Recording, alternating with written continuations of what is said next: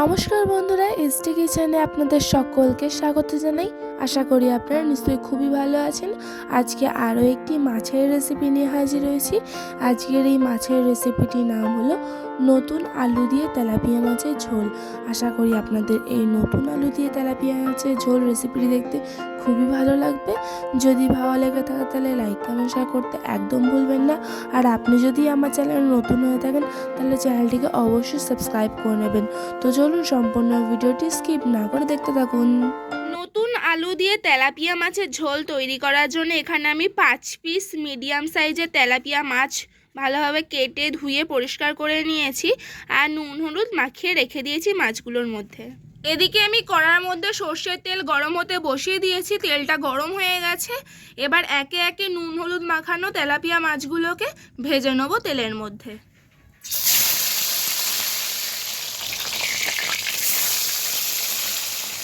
এই মাছটা উল্টে পাল্টে লাল লাল করে আমি ভেজে নিয়েছি। এবার আমি এই মাছটাকে তুলে নেবো আর বাদবাকি যে নুন হলুদ মাখানো মাছগুলো রয়েছে সেই মাছগুলোকেও এক এক করে ভেজে নেবো।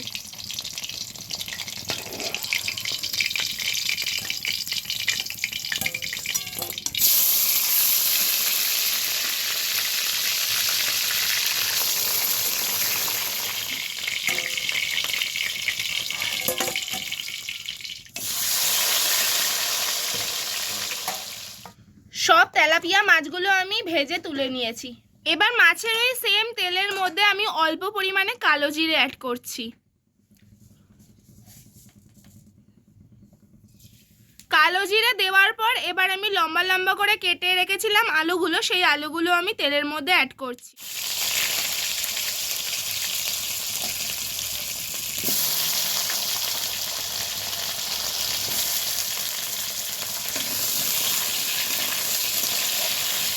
আলুগুলো লাল লাল করে ভাজা হয়ে গেছে। এবার আলুর মধ্যে আমি একটা মিডিয়াম সাইজের পেঁয়াজকে কুচি করে রেখেছিলাম, সেই কুচনো পেঁয়াজটা আলুর মধ্যে দিয়ে দিচ্ছি।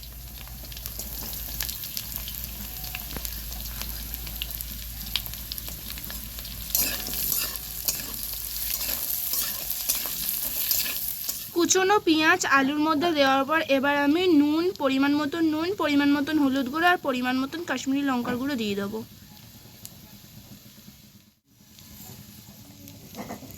হলুদ গুঁড়ো, নুন, কাশ্মীরি লঙ্কার গুঁড়ো দেওয়ার পর এবার আমি পরিমাণ মতন জল দিয়ে দেবো।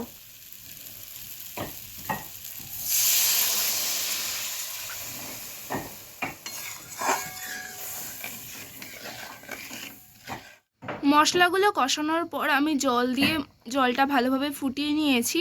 এবার আমি ঝোলের মধ্যে দিয়ে দিচ্ছি একটা টমেটো কুচি আর কিছুটা পরিমাণে কাঁচা লঙ্কা চেরা।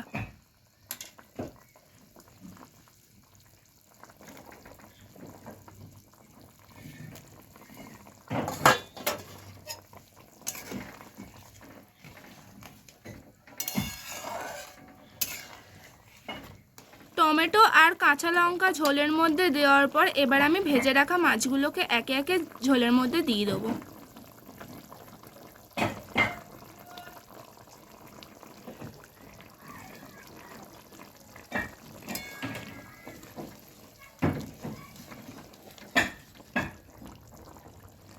ঝোলের মধ্যে ভেজে রাখা মাছগুলো দেওয়ার পর আমি হালকা নাড়াচাড়া করে নিয়েছি। এবার আমি ঝোলের মধ্যে অল্প পরিমাণে মিষ্টি দিয়ে দিচ্ছি।